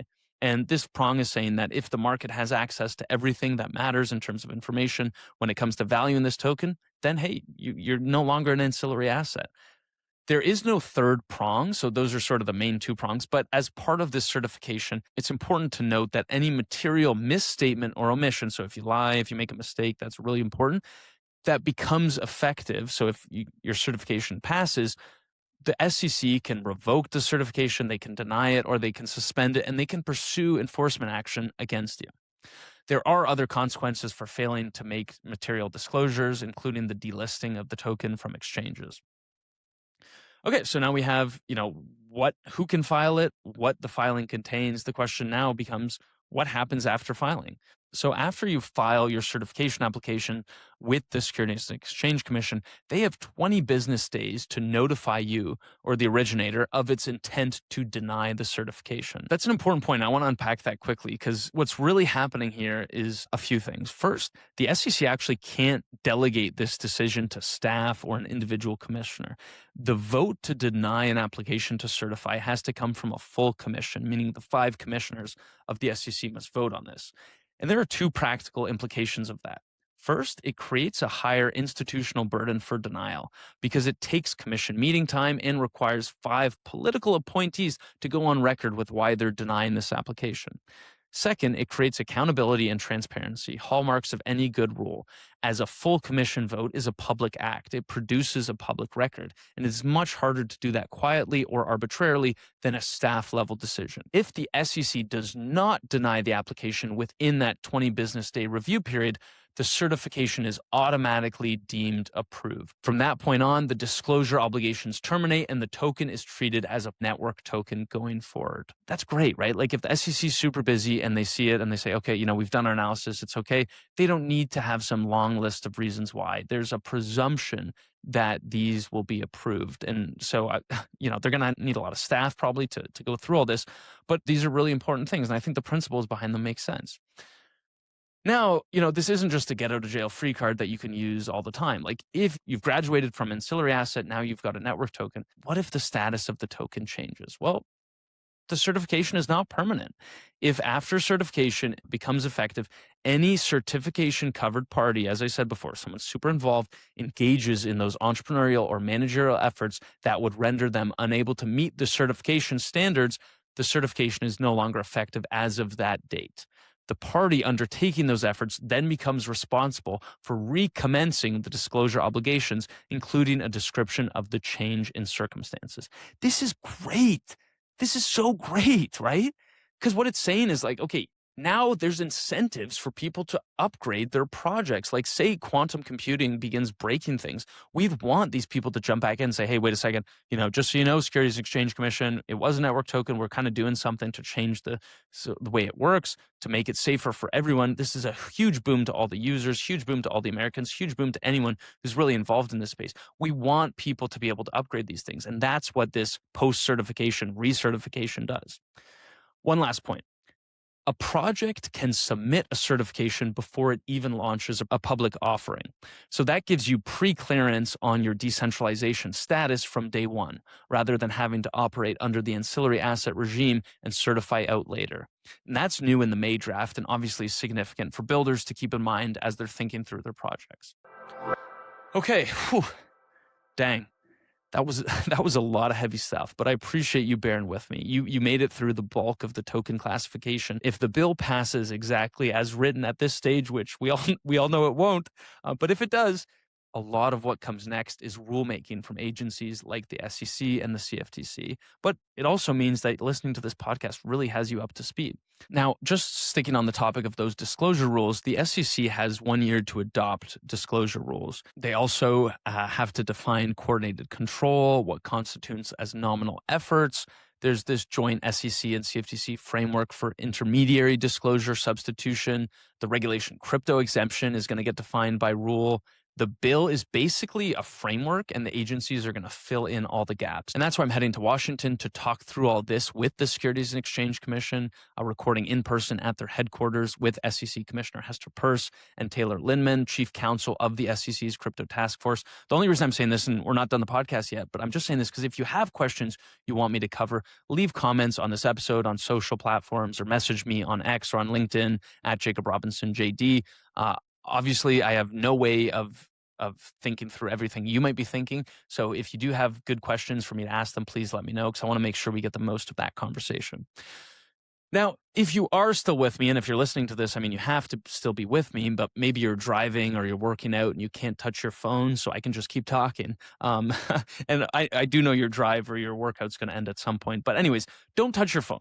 Stick with me. There's a few more things that you need to know about Clarity, and it's only going to take a few more minutes. But what we're going to cover is the stablecoin yield compromise. We're going to talk about the ethics provision and the legislative path forward, as well as a really important tax consideration that no one's really talking about. Before we get into those details, here's Kyle Bligen from the Decentralization Research Center to explain what still needs to happen before any of this can become law. And Kyle is in Washington. He spent a lot of time working on this bill, so he's a good person to explain that. Yeah, so we just passed through a markup in the Senate Banking Committee, bipartisan, 2 members, Gallego, and also Brooks joining their Republican colleagues. We've already gotten through an agricultural markup as well. Unfortunately, that was partisan, but we will probably make sure there's a bipartisan package going to the floor.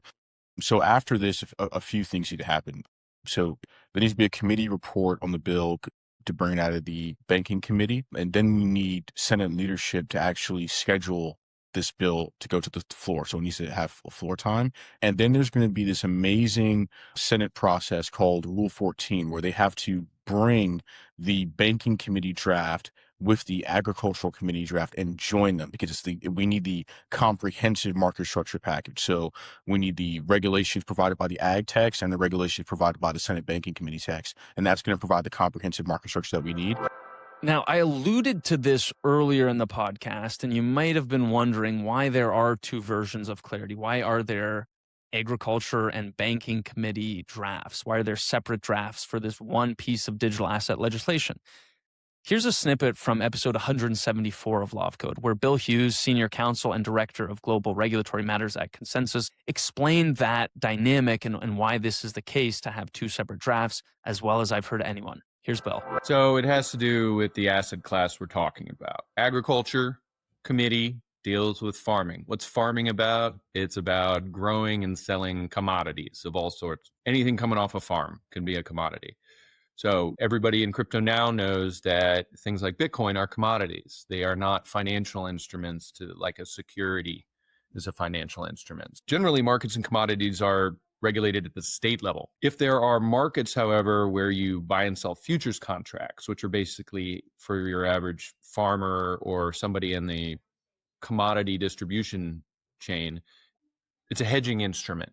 So you can kind of have some predictability as to where prices are going to be. Those markets, because it has to deal with like food and farming, that falls under agriculture. So if we're going to call some of these digital assets commodities, and we're going to have futures contracts and perps built around these commodities, then those markets would generally fall under the Agriculture Committee, both in the Senate and the House, their jurisdiction. They're the ones that oversee the CFTC, who a lot of people are saying should be the ones regulating spot, retail, secondary trading of these commodities to the extent there's any regulation of it, because it's clearly within their drop jar.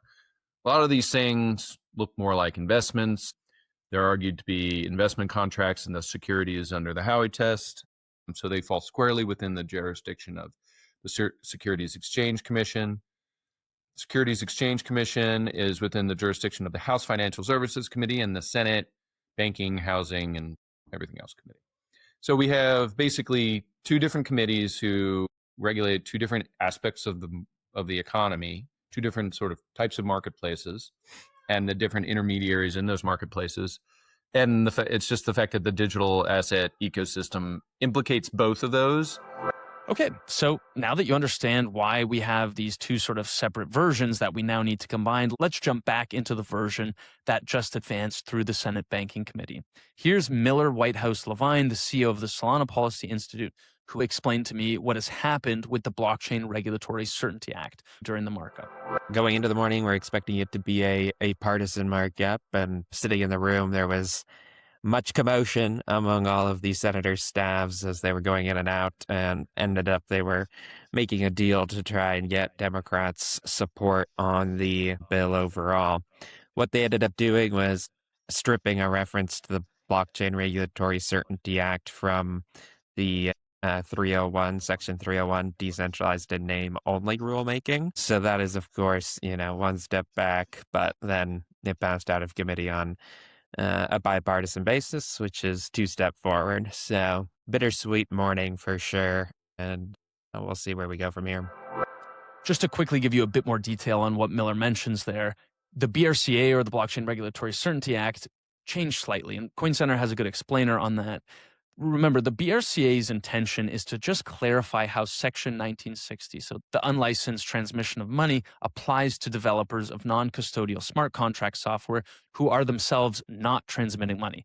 There are still ways for them to go after these developers if they are conspiring to commit money laundering under things like Section 1956. So this isn't a free pass for people to commit money laundering, not at all. It's just a clarification of the law, so we spend less time in courts, and the regulators and the business people and developers understand what the rules are and are on an equal playing field. The amendment that Miller references is in Section 301 of the bill, and Coin Center sort of explains it as this, quote, 301 still contains robust developer protections. Most notably, the section is premised on a meaningful distinction between decentralized protocols and, quote, non-decentralized protocols, unquote, in which a group of persons under common control have the ability to alter the protocol or restrict access. In other words, if there are actors that do more than simply develop and publish permissionless and neutral software protocols for exchanging assets, then they're going to be captured. So, yes, the BRCA remains intact for now, and hopefully it stays that way. Unfortunately, for consumers and Americans who want to get money on their deposits, yield took a bit of a bigger hit, with the banking lobby pushing back against the payment of rewards to Americans for holding stablecoins. As you've likely heard, the yield debate was a big holdup, and the reason why we had a draft of this bill in January of 2026, but it took until May of 2026 for us just to get to this point. And this is the second last point I want to touch on in this podcast.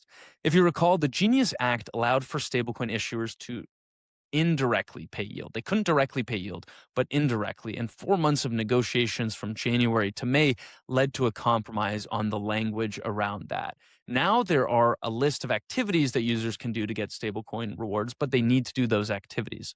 The relevant section in Clarity is Section 404. It's titled Prohibiting Interest and Yield on Payment Stablecoins. So basically, if you just hold the asset, you can't receive interest. And this prohibition applies to covered parties. So that means exchanges, brokers, and platforms, not to the stablecoin issuers themselves. That's because their yield prohibition comes directly from the Genius Act. The bill does say that the prohibition does not apply to activities that are not economically or functionally equivalent to paying yield on interest-bearing bank deposits. So if you're conducting any of these three things, you can be eligible for stablecoin rewards. That is number one, payments in connection with transactions, payments, transfers, conversions, remittances, or settlement activity, including rebates tied to the use of a payment stablecoin. Second is providing liquidity for market making, posting collateral, or otherwise putting assets at credit or investment risk. The third is the use of any product or service, including participation in governance, validation, staking, or a loyalty, promotional, subscription, or incentive program. Importantly, the bill also states that permissible rewards may be calculated by reference to a balance, duration, tenure, or any combination of those. So that basically just means a reward that looks like it's tied to how much you hold for how long, which is typical of interest-bearing bank deposits, is not automatically prohibited, provided it is structured as activity-based rather than pure passive yield. That should be settled. I mean, that was a huge hurdle, and I think that's done. Obviously, there's another hurdle. This is like the Olympics where they run the hurdle, like 100-meter hurdles, where it's like we've jumped a bunch and we're close. We're close. There's one more hurdle, though, and the biggest hurdle remaining is the ethics provision. But what are the specifics, right? Like, what does the bill actually say? What does it do? Here's Gerald Gallagher of Crypto in America from a podcast we recorded a few months back, who explains what he heard about the battle lines around ethics from Patrick Witt, who's the executive director of the President's Council of Advisors for Digital Assets. And remember, this is from a few months ago, so things may have and probably have changed, but I think this point from Gerald's an important one to keep in mind. Patrick Witt said to us when we recorded at the White House a bit earlier this year was that anything that the White House sees on ethics is going to have to be constitutional. One, right? You can't have Congress kind of limiting the president's ability to do business. There's obviously, we have like the emoluments clause, and there are things that say that the president can't directly benefit from his office, but then also sort of making the point that Congress more broadly has a lot of successful businessmen in it who still potentially retain board seats, who have a spouse who's maybe trading, who have a son or daughter who's involved in the industry in some way. And so I think what the White House would just be looking for is unilaterally applied rules on that issue. And I think we could really see the two sides who are negotiating kind of butt heads and potentially stall this out even further. One of Gerald's colleagues at Crypto in America, Eleanor Tourette, who if you're not following on X, you should be. She's one of the best follows on X just to stay updated on all this. She had a great article on the last minute negotiations that saved clarity. And one of the senators, who was a crucial vote from the Democrat side, references the ethics provision. And this is Senator Gallego. Quote, "I want to be clear. My vote here does not guarantee a vote on the floor. We have many outstanding issues still to resolve. Toughest and most critical of all is coming to an agreement on ethics guardrails for elected officials." Unquote. Okay, so what are those ethics provisions? Here's Kyle Bligen from the Decentralization Research Center to explain what those ethics provisions are and the surrounding political situation. It normally comes down to a couple of things. One, prohibition on activities. Can you hold the assets? Can you allow for a meme coin to be issued in your name and you be a direct beneficiary or somebody in your state benefit from that? Enforcement. If we're talking about covering members of Congress, obviously in the legislative branch, or officials in the executive branch, who's that watchdog? What's going to be the independent agency to make the determination of whether somebody violates the statute, and then how do we actually enforce those rules? And I do think members are smart to question whether an office is under the thumb of the executive branch if you are an official that was subject to Senate confirmation, and the president and the administration endorses that individual, whether it's likely for a future president to violate this ethics rule if it's passed into law and their attorney general actually go after them. And so I think we have to wrestle with who's going to be in charge of enforcement, and also who are the covered officials. Obviously, it's super easy to cover all government civilians and maybe senior staff. Obviously, members of Congress have been having debates about just banning members from engaging in insider trading, stock trading. So I think you're going to see that same language cover now members of Congress in this provision. And then also, which I think is the more controversial one, where I do think there's a little bit more friction on whether or not you can cover the office of the president or the vice president. And I have to give kudos to Patrick Witt and Senator Gallego and the rest of the bipartisan coalition that are trying to wrestle with these issues, because they recognize that this is a serious issue outside of the policy of the rest of the bill. You need to ensure that in comprehensive market structure, consumers are protected, but then in this ethics provision, the public interest is protected. And that's why I think, you see a lot of talking heads and people in the ecosystem saying, oh, this is just a political hat trick. It's like, well, I believe that talking point's been discredited by Democrats and Republicans recognizing this needs to get done. Question, Kyle, on this, because I can imagine if I was, say I'm in charge and I have companies that are related to the crypto industry, maybe not directly, maybe my kids, my spouse, someone I know has them, and rules like this are being passed, what will happen to those companies? What will happen to me now? The shareholder, you saw something maybe the ethics provisions won't come into effect until 2028. What's the reality? I don't know. What's the reality there, if you can talk on it? I want to be respectful to the negotiating process. Fair, yeah. But I will say maybe a way to a compromise is you could potentially modify an enforcement date and maybe provide for some protection so that there can't be retroactive activities taken to maybe sweeten the deal for this current administration if this administration or certain politicians believe that this is directly a political attack and it's only because of them. Now, just on that political point, Kyle also pointed out the two factors at play in the discussions around any ethics provisions. Back to him. Yeah, okay. So just for framing, whether you're congressional staff that are going to watch this podcast or people in the ecosystem, it's two-part. There's a political issue, just to be quite frank, and then there's a public interest concern. One is in the political issue. We are obviously working to pass this bill in Congress.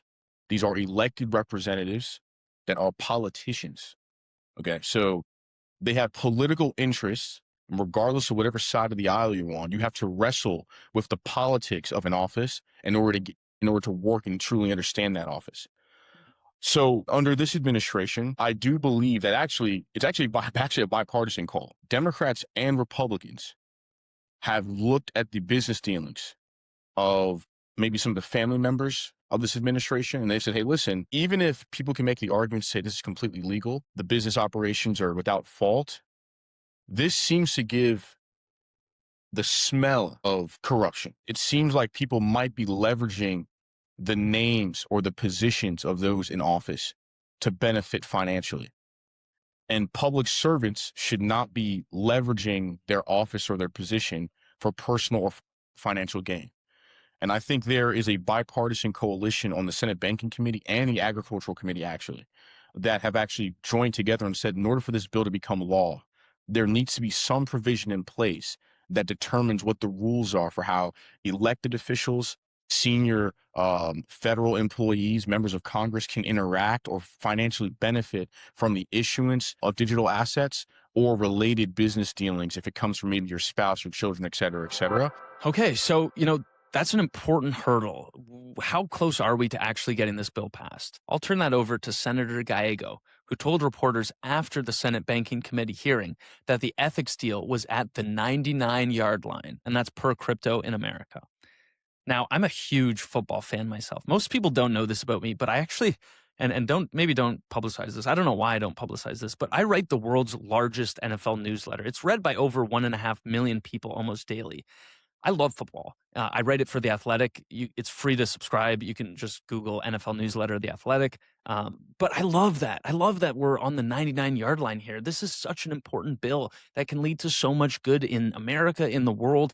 It doesn't give the industry a free pass. If anything, the opposite is true. At its core, this bill protects the 70 million Americans who hold crypto. It enables the businesses who want to follow the laws, to understand what those are. It breaks the chains of regulation by enforcement that held back this technology, this industry, and builders. And that's the type of principle that made the United States a special country, one where builders flock to and the rest of the world follows. So we're at the 99-yard line. All we need now is a Derrick Henry, a Jerome Bettis, a big burly fullback to get us into the end zone. Let's hand it off to Marshawn Lynch, not try to pass the ball like Russell Wilson did against the Patriots in that Super Bowl. We got this. Now, I know what you're thinking. Dang, Jacob, is that the end of this podcast? Do I really have to stop listening to your soothing voice and your brilliant guests already? You might even be thinking, Jacob, you're bald already. Why can't you make it like a Joe Rogan length of a podcast? Make it a 3-hour one. Don't worry. This is not the end of the podcast. In fact, there's one point that I think is so important we need to touch on that, if you stop listening before this and miss this point, you're doing yourself, you're doing your clients, you're doing your business a huge disservice. So give me another 5 minutes and I promise you won't regret it. And that point is about tax.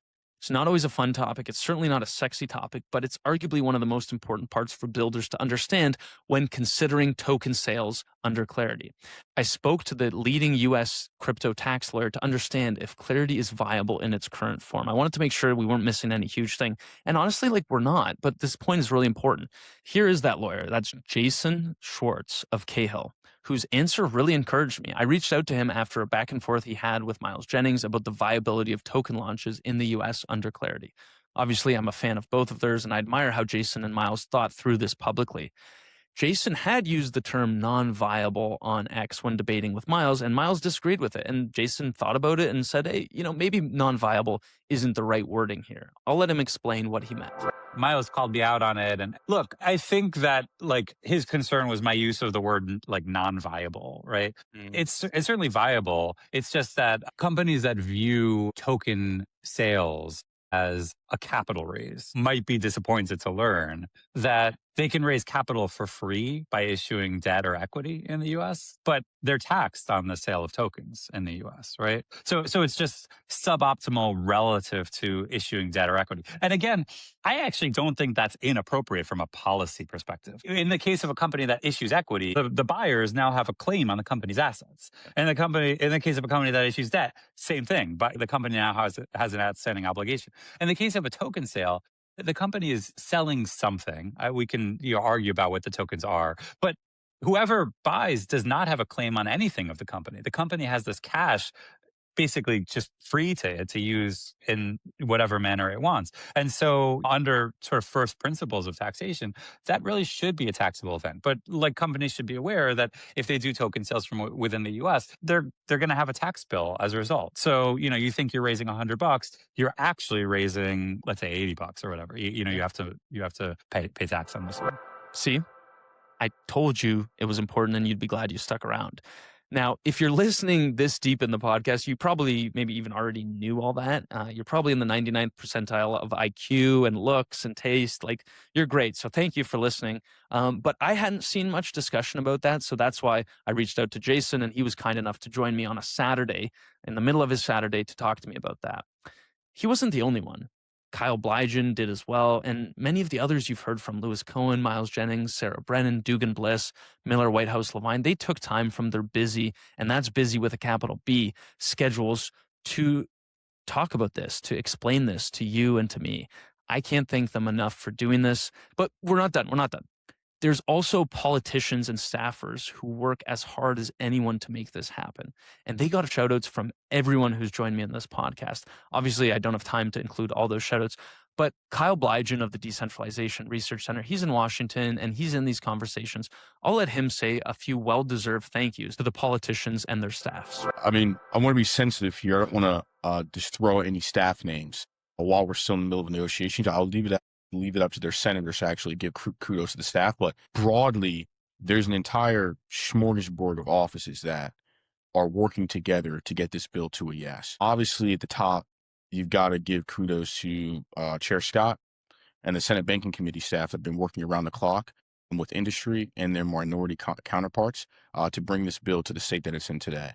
Then you got to give a significant amount of respect to the work that Lummis is doing. Her and Senator Gillibrand came out with the first of its kind comprehensive bill years ago, and they have stayed the course this entire time in charting the path for a bipartisan comprehensive compromise. And we are this far in large part because of their efforts.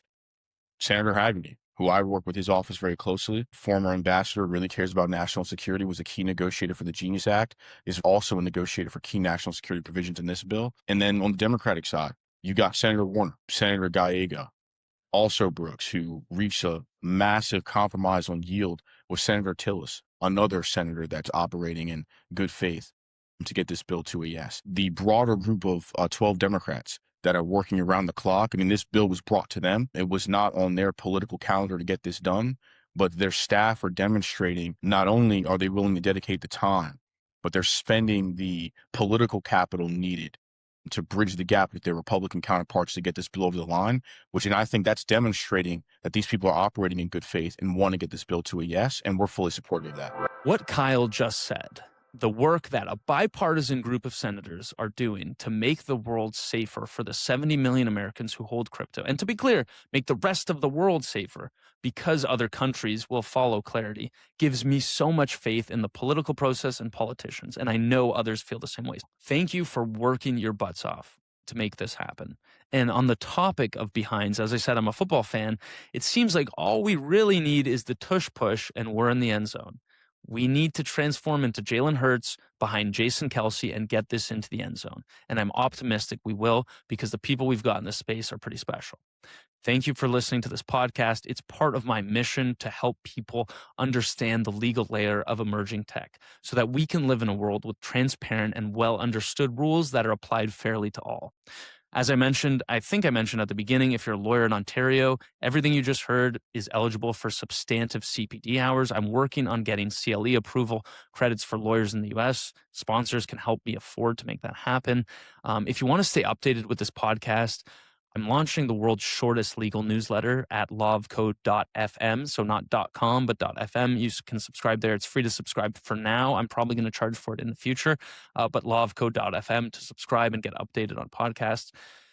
Look, as you can tell, that was a heavy, heavy episode. It took me about 50 non-billable hours, and I still haven't done the editing yet. So I record this, and then obviously I do the editing after. I do all the research myself. I coordinate all the guests myself, and then I do the editing myself. Shout out to my friggin' wife for putting up with me working from 7 a.m. on Saturday to 9:30 p.m. And then I'm doing the same thing on Sunday. I'm recording this final piece on Sunday, and I'll be working until we leave for a wedding around like 3 o'clock. But like, she knows I love every minute of this, and she's so cool in supporting me spending a lot of time doing this. And I'm not saying that to complain or anything. I just want to explain how much time goes into these, because I want to do more. I want to spend more time doing this. But I have a mortgage, I can't do it for free. So if you're listening and you're interested in supporting things like this, please reach out to me anywhere on X, on LinkedIn. I do only work with world-class people and projects I believe in. So I'm hopeful to announce some partners soon. I am talking with people on that ilk. Final thank yous, obviously, to Lewis Cohen of CahillNXT, Jason Schwartz of CahillNXT, to A16Z's Miles Jennings, Delphi Sarah Brennan, and the Decentralization Research Center's Kyle Bligen, to Binance's Dugan Bliss, the Solana Policy Institute's Miller Whitehouse-Levine, as well as Bill Hughes and Gerald Gallagher for participating in prior episodes. Also to you for listening and for sharing this. It really means a lot to me.